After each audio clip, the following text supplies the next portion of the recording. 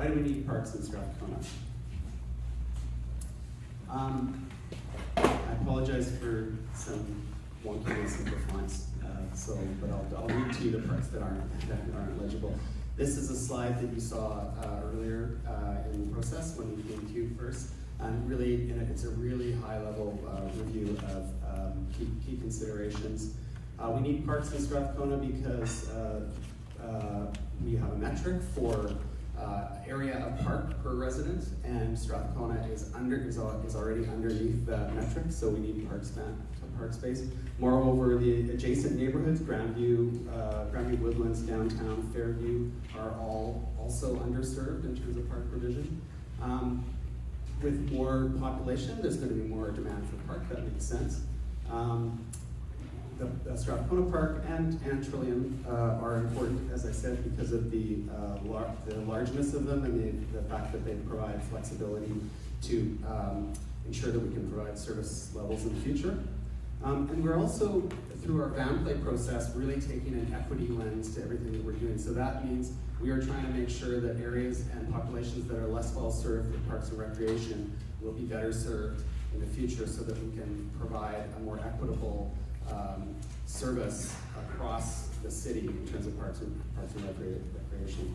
Really quickly, we have a principle of the park board, which is that we maintain our park space. If anything happens to change or reduce the area of park space, we want to ensure that through that process we get an equal amount of parkland so that there's no net loss. As I mentioned, we are in the middle of our Parks and Recreation Services Master Plan, van play. That will be a policy of the park board later this year. And then two policies that are both across the city and the park board are our biodiversity strategy, which talks about and advocates for preserving and enhancing natural areas throughout the city, and our urban forest strategy, which among other things, establishes a target for a number of trees planted and an area of city that is covered with tree canopy. I'll talk a bit about that later. Just specifically van play, if you have been following the van play process, the board has approved 10 overarching goals going forward for parks and recreation in the city of Vancouver, and 4 of them relate to this project and relate to our interests in parks and rec in the area. One is to grow and renew assets, so we want to enhance the areas that we do have for parks. The second goal, protect existing parks and spaces. That's pretty obvious. Goal number 6 is to create a green network. So we were really interested in creating for both humans and fauna the ability to connect between green spaces so that we have a connected system that people can move through as they please, and furry creatures and other things. And then goal 7, restore wild spaces, is also pretty obvious. So those are the sort of emerging policy directions from Park Board that support our efforts in Strathcona. So parks and green space play an important role for a variety of folks in the city. So this is just a collage of images of people using these parks. Obviously, we have large programmed events and gatherings. We have booked and programmed active sports that are happening in both parks. We've got unprogrammed youth activities, such as the skate park activity that happens in Strathcona. We have large trees and natural areas and large expanses of grass that really provide a restorative function for passive recreation for people who use both parks. And then lastly but not least, we have a local food component to both parks, especially Strathcona, and with the community gardens that, the 2 community gardens that happen in Strathcona. I'm not going to talk a lot about community gardens because you're going to be hearing from the community gardens themselves later on today. So talk just back to the policy underpinnings for what we do. This is a map that's produced from what's called LiDAR. It's LiDAR-based mapping, and it basically maps out forest canopy as a percentage of total city area. So you'll see that in the legend, this is low forest canopy, and this would be high forest canopy. So you can see portions of, say, Everett Crawley, or the southwest part of the city are high, and then a lot of areas, obviously False Creek Flats, are quite low in forest canopy. The urban forest strategy is aiming for a 22% canopy coverage for the city. That's our target. So you can see that in Strathcona, we are, there's quite a deficit because of False Creek Flats area. And then even in the neighborhood, we're down around the 5 to 10% with some patches of 10 to 25%, which include Strathcona Park, which is the larger polygon in that graphic. This is a heat map. It's pretty obvious what it's showing. This is based on research done by a couple of researchers at SFU in 2017. And it basically maps, what they were doing was mapping out heat island effect in the city of Vancouver and how that affects populations at risk. I won't get into the nuts and bolts of what that study was talking about, but suffice it to say, you can see that the less hot areas are the areas that have soft landscape and tree coverage. So there's Strathcona, and to a lesser extent, there's Trillium. This is from our, the next few maps are from our Van Play report number 1, which is basically an overarching inventory of our system. If you're interested, just go to vancouver.ca/vanplay, and you can see all this and more. It's pretty cool stuff if you like maps and parks and recreation. This shows the number of leisure access passes per neighborhood that the park board gives us. So a leisure access pass is basically a free or low-cost pass to our parks and recreation services that's basically put out to eliminate financial barriers for folks who are trying to recreate within the city. So, and we use it as an indicator to see how equity shapes up across the city. So you can see in some areas we have fairly low demand for leisure access passes, and in some areas quite a lot higher demand. Strathcona is one of the areas that has a high demand, and we see that as an indicator of high need for park and recreation services. This is, these two plans are park provision. I mentioned earlier that we have a metric to deliver park space to residents, and you can see the metric up there. We have a target metric of 1.1 hectares per 1,000 residents, or 2.75 acres if you like acres. So this is a map of more or less our current state. It's a little old, 2011, but this color here is basically our target. This color here, where neighborhoods actually have 1.1 hectares of park space per 1,000 residents. And you can see that Strathcona, as well as the neighborhoods around it, are park deficient. The other thing too is if we extrapolate what we know is going to happen in terms of population growth across the city, you will see that our color goes from 2011 light green to a lighter green. In other words, the park provision deficiency is going to be exacerbated by growth in Strathcona and surrounding neighborhoods. So that's all just to underscore how vital our parks are in Strathcona.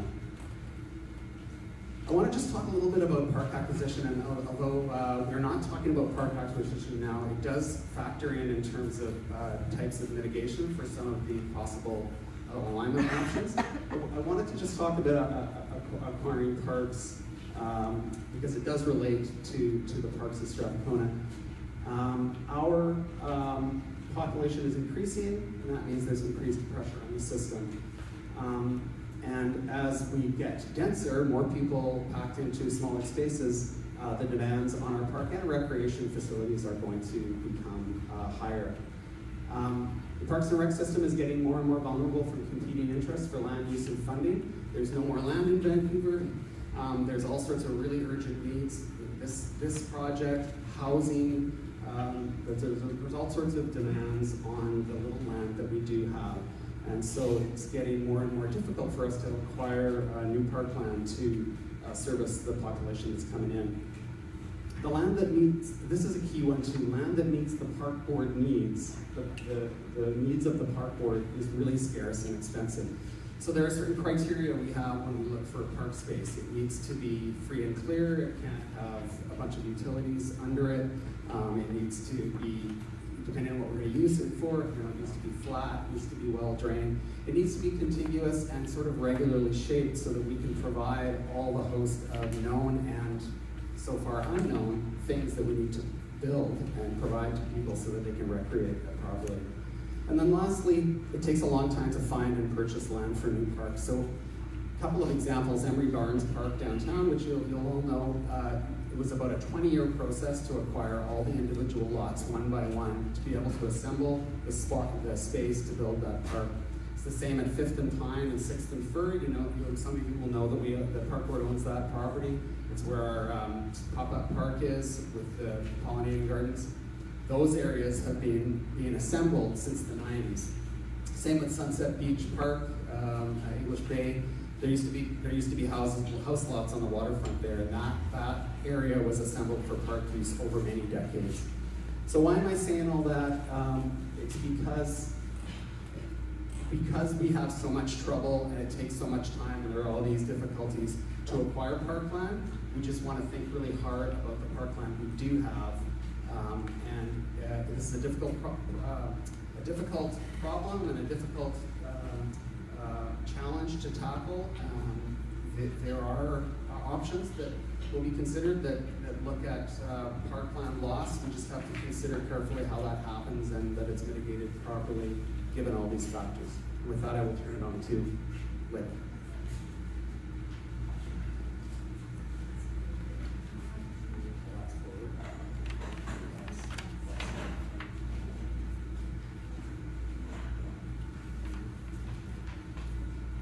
Hi everyone, Leila. Some of you, I guess all of you, we went on a fun field trip. So I'm here today again, a review of this. And what I'm going to start with is a series of categories that as a team we decide is important to us to evaluate all 4 alignments and the variations. And I'll quickly read them to you. So park boundary and configuration, why that's important, as Doug just mentioned, size and shape of park and park planning is very important. Whether it's one piece of land or multiple is incredibly important. And also, and how that all relates to now and in future is that for programming, it maintains the flexibility. So in 20 years, whatever plan the future park planners are going to do to that park gives them the flexibility to plan that park accordingly. Park access is very important, universal access to and from park and within the park. So that was another category that we thought we should consider. Park amenities, which includes the sport facilities, the buildings, structures, pathways, and any passive green space. So as again Doug mentioned earlier, when we think about the folks who use the park, we really do think about everyone who uses the park. User experience in terms of views, solar access, the sense of place and restoration value. So the gentleman that I've seen plays the guitar under the trees is as valuable as the child who plays in the playground and the soccer field, or plays soccer in the soccer field. Environmental components, significant trees and plant communities, and basically the ecological component of it, as parks are often heavily relied on in urban areas to provide that for us. I just didn't want to fall off the white box. I don't want to fall. Yes. So the habitat, soil, and water system. So really, we do look at all the components that contribute to that ecological value. Community gardens are absolutely important to us, and we also want to be considerate of the Strathcona Community Gardens, Cottonwood Community Gardens, and the environmental art garden area north of Trillium Park. So, the next few slides get a little back and forthy, so I just want you to be mindful. So what I'm going to do is go through every alignment from north to south, and that's the only reason in terms of the order. Also, one slide is park impact for that alignment, and the next slide is park mitigation for that alignment.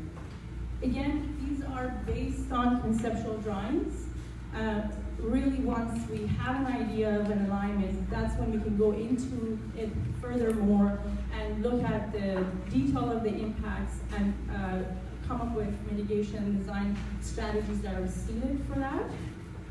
So starting with prior renovables variation. So this map only shows either the underpass or overpass, but when I'm speaking, they're quite similar in terms of some of the categories.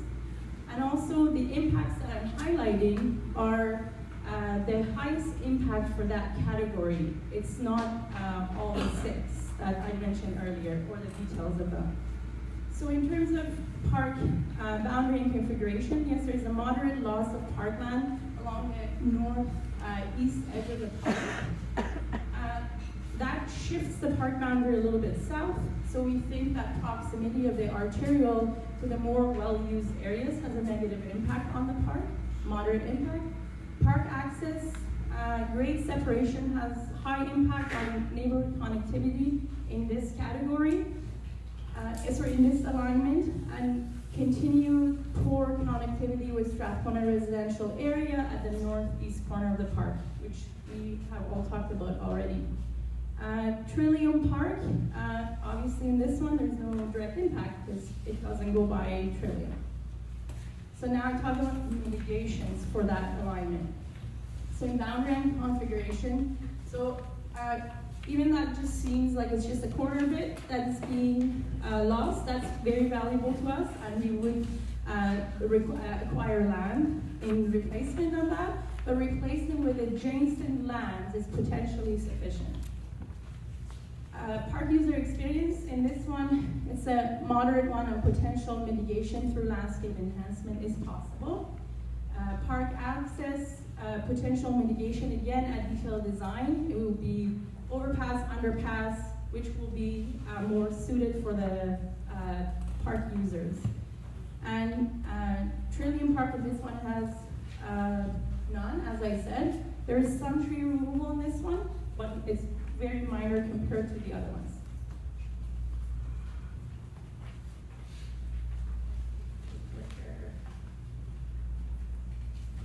Not working.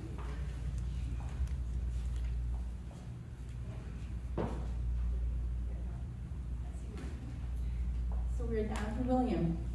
Significant impact, including fragmentation, highest loss of parkland functionality, and future flexibility. Again, as I mentioned, setting the precedent for the future use of it.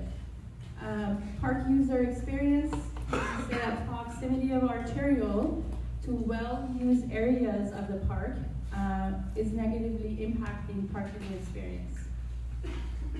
Park access, again, grade separation, and road traffic volume, where William is, negatively impacts the experience of the park access.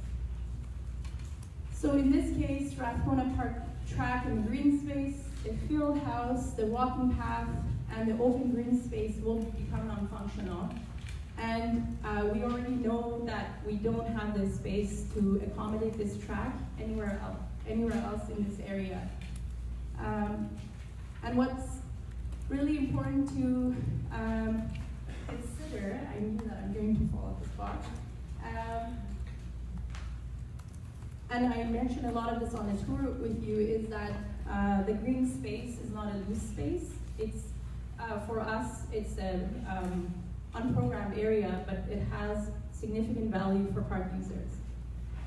From an environmental component, there's a significant loss of trees and ecological value, which we're well aware of, the eagles, the nests of the cottonwood trees that have their habitat for the eagles. And also, it's not just the trees, it's the fact that there is an open space for them and they can actually find prey. Community gardens, unfortunately it's being cut up here, but hopefully you can see it on your handouts. We think there's a significant impact on the community garden, on the Cottonwood Community Garden for William alignment as well. There is a portion here, because as I'm sure you're well aware, it's not there's construction impacts, and it's not a clean cut of the purple line. So there's some impact on the north, and also I can get into it more, I guess, in mitigation. A park master plan is required for the gardeners because providing buffer around that fragmented piece of land still would be at possibly loss of garden space. So going back up now to land, so we will need to acquire land. As Doug mentioned, it's challenging and it takes a very long time. And replacement through adjacent land, possible but not sufficient. Park user experience, hard to tell. We have to do a master plan to go through that detail. Park amenities, again, a park master plan is required, and possibility of accommodating same amenities is likely not possible, and that's just because the land will be smaller and not have the shape that we may be able to fit everything again at this point. Environmental component, there's tree planting can happen, there's ideas for habitat features, but again, ecological components, mitigation will take a long time and that's nature part. Just before we leave that. I just wanted to say, so you'll see, we basically, the boundary configuration things, in some places we've said replacement through adjacent land is possible. That's when there's small areas lost, and there is the possibility, for instance, that Hawks Avenue, which you won't know where it is, but yeah, could possibly, if freed up, compensate. And then in cases like this, where we've said land acquisition required, replacement through adjacent land insufficient, it's where we have a larger loss than any land available, including Hawks, around the park. So that's where, as Leila said, we'd have to look elsewhere for land. And the master plan thing is basically the reason for that. Any option that significantly changes where the amenities are and what amenities we provide, we basically have to go through our standard park master planning process, which includes engagement, three rounds of engagement. Hi, what do you want in your park? Hi, again, this is what we've kind of just thought we would do, and how does it look? And then again, here's what we're going to do. So that's what a master plan would be like. And I've got 5 minutes. So now that you're oriented to the way that we're evaluating the alignments, I will just highlight in Malcolm variation. So the north has the highest land loss and highest ecological impact, highest number of tree removal, more than Williams, and also the other two variations. And in this case, also majority of the amenities that I mentioned earlier for William will also be impacted. So again, a master plan is required for the north one. Significant loss to the cottonwood garden, and we're basically saying moderate impact on Trillium. There is some impact, as I mentioned to you on the tour, just because that park area, although was designed to accommodate a future road, there's still parkland there, and we acknowledge that it's an impact. So in Malkin, in terms of mitigation, it's really similar for the most part. So master plan is required to realize what amenities we need. Tree compensation is this one is significantly higher, so we're not sure if we're going to be able to fit the same amount of trees in here if we're following that kind of formula. For the community gardens, the master plan is required. And Trillium, again, same thing. Moderate loss, land acquisition is required, and potential mitigation is possible through landscape enhancement. National, I just wanted to quickly mention that we say national in variation, and I understand there is the national trials option that has been proposed. It's very similar to the existing national options, so I don't mention only because of time constraints, but they're very similar impacts, so no impact on Strathcona, some user experience impact on Trillium Park that we would have to mitigate through landscape enhancement. a quick summary, you have this in your outline. So parkland loss, area loss from highest to lowest. And you can see the order yourself. So William, Malcolm North, Prior and Venables, and then Malcolm Central and South, because there's nothing, no parkland loss. And Trillium. I want to quickly talk about this, as we have 2 minutes. So in 1 minute, this is what you had asked earlier about. Okay, thank you. All right.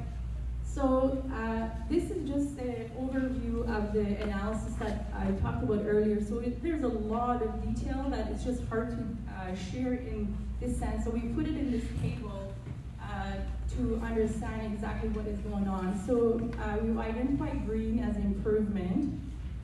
Gray is no impact. Light pink is minimal impact. The medium pink is significant impact. Mitigation is possible within park boundary, or it can be done through landscape plus landscape enhancement. And the deepest pink is significant impact. Mitigation is possible within the park boundary, but also we have to do a park master plan.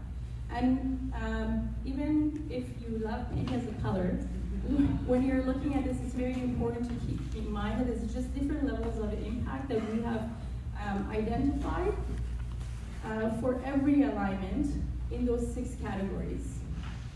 And again, National Trails would be within that national option.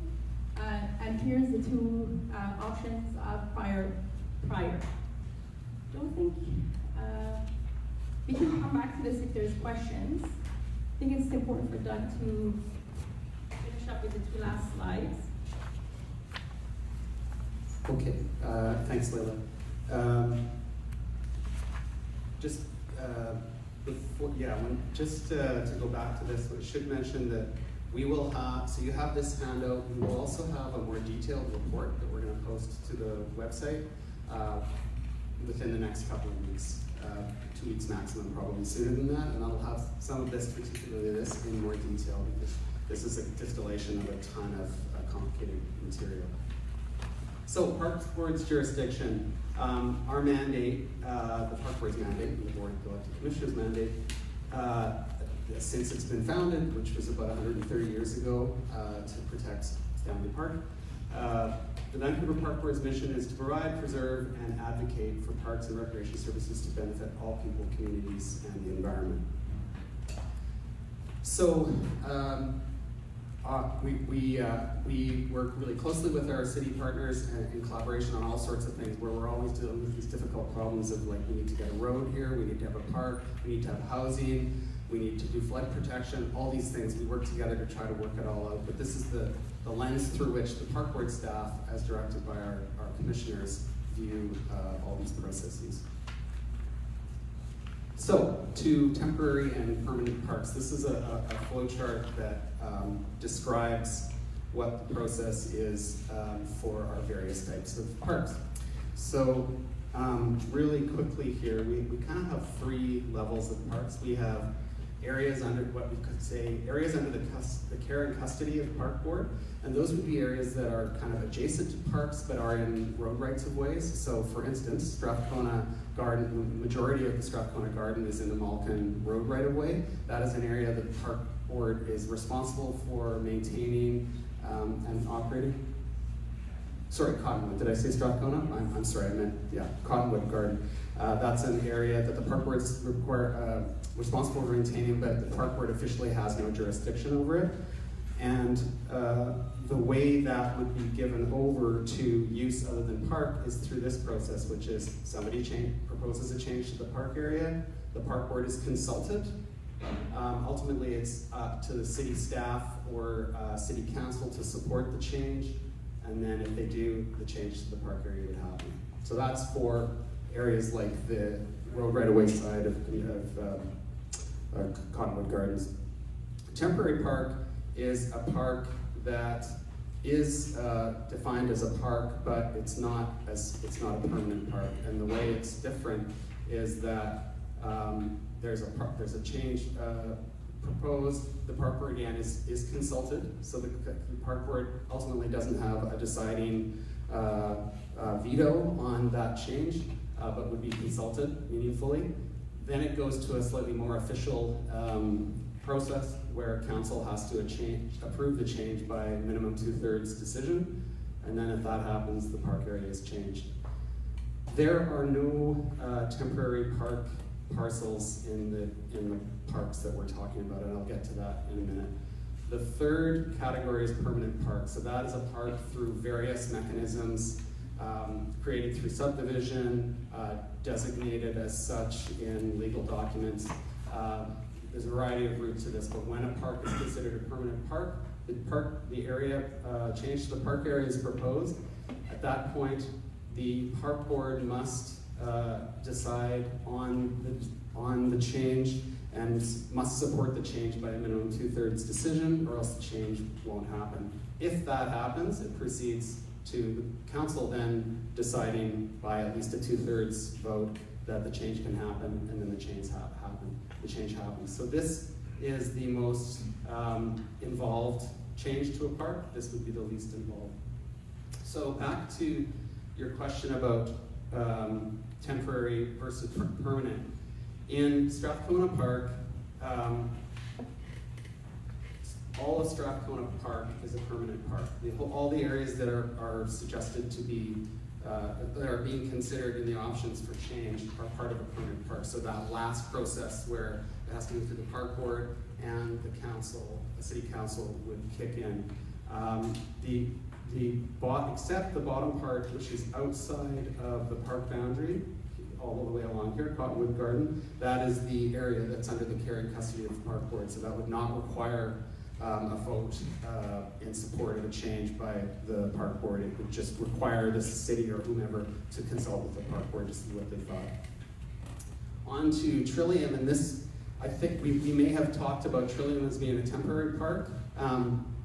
And unfortunately, you'd think it would be a simple thing to find this out. It's actually not. It involves some digging into the history and genesis of how that park was created. It was created through subdivision and development. I can say at this point, we are pretty certain that it is also a permanent park.